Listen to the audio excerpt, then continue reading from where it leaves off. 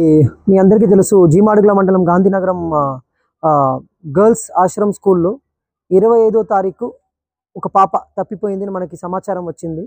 ఆ పాప 25వ తారీఖు సాయంత్రం స్కూలుకు వచ్చిన తర్వాత పాప స్కూల్ నుంచి వాళ్ళ అత్త వాళ్ళ ఇంటికి వెళ్ళిపోయామని చెప్పి వెళ్ళిపోయింది. కానీ పాపని 2 రోజు వెతికి మన గడుతూరు నుంచి వాళ్ళ తెలిసిన వాళ్ళ ఇంటి నుంచి పట్టుకోవచ్చారు.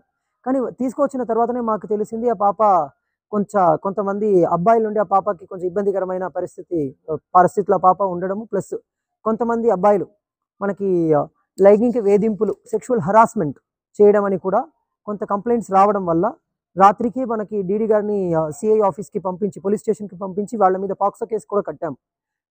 మేము చెప్తున్నాము, ఈఎంఆర్ స్కూల్లో కూడా పాడేరులో మనం ఇదే జరిగింది. వాళ్ళు పాక్సో కేసు కట్టాము, వాళ్ళు సెంట్రల్ జైల్లో ఉన్నారు. పాత్రికేయ మిత్రుల ద్వారా నా విజ్ఞప్తి ఏంటంటే, దయచేసి ఎవరికైనా ఇలాంటి ఉద్దేశాలు ఉంటే మానేయాలి, లేకపోతే పాక్సో చట్టం గురించి దయచేసి తెలుసుకోవాలి. పాక్సో చట్టంలో బుక్ అయిపోతే 20 సంవత్సరాలు రిగరస్ ఇంప్రిజన్మెంట్, మీరు లోపలికి వెళ్తే సర్వనాశనం అయిపోతారు. చట్టం చాలా చాలా చాలా స్ట్రిక్ట్గా ఉంటుంది, ఎవరిని చట్టం వదిలిపెట్టదు.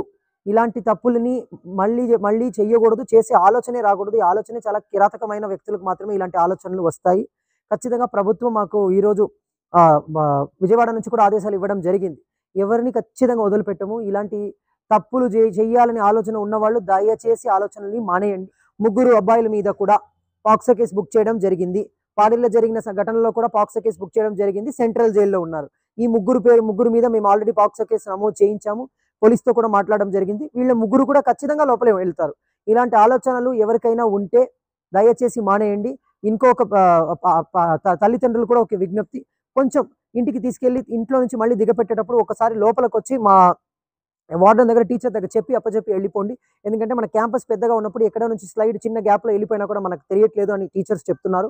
అది మాత్రం కాకుండా ఎక్కడా కూడా నేను ఇప్పుడే మన ట్రైబల్ ఆఫ్ ఎడ్యుకేషన్ విభాగానికి ఆదేశాలు ఇవ్వడం జరిగినది.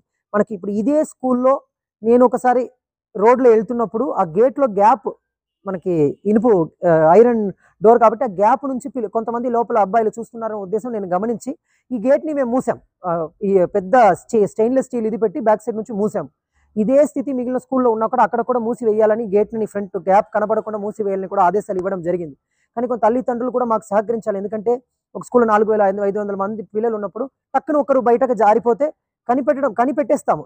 రోల్ కాల్ చేసేటప్పుడు ఈవినింగ్ కనిపెట్టేస్తాం, మర్నాడు కనిపెట్టేస్తాం. కానీ ఒక పూట పిల్లలకి ఏమైనా జరగడానికి, ప్రమాదకరమైన విషయాలు జరగడానికి అవకాశాలు ఉన్నాయి. కాబట్టి మీరు మళ్ళీ దిగపెట్టేటప్పుడు ఒకసారి స్కూల్ దగ్గర వచ్చి వార్డెన్ దగ్గర లేకపోతే ఏదో ఒక టీచర్ దగ్గర దిగపెట్టేయండి.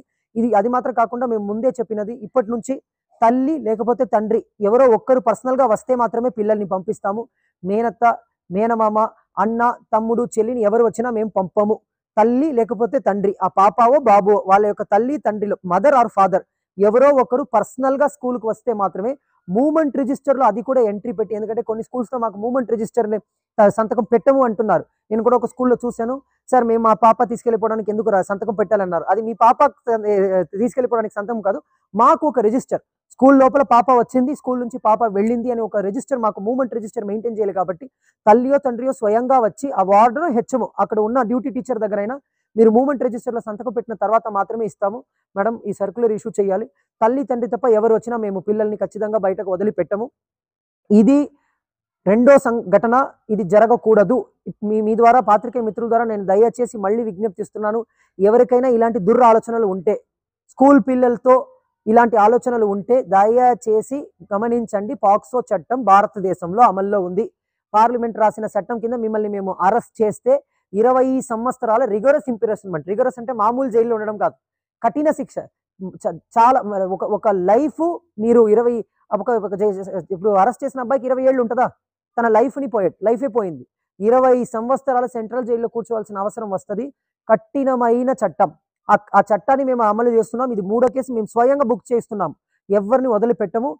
ఆలోచన ఉంటే మానేయండి. తల్లిదండ్రులకు కూడా ఒక విజ్ఞప్తి, పిల్లలు ఎక్కడికి వెళ్తున్నాను ఒకసారి మనం కూడా ఒక కన్ను వేసి చూడాలి. టీచర్స్ చూస్తారు, కానీ బయటకు మేము పంపించేటప్పుడు చాలా భయంకరంగా ఉంటుంది.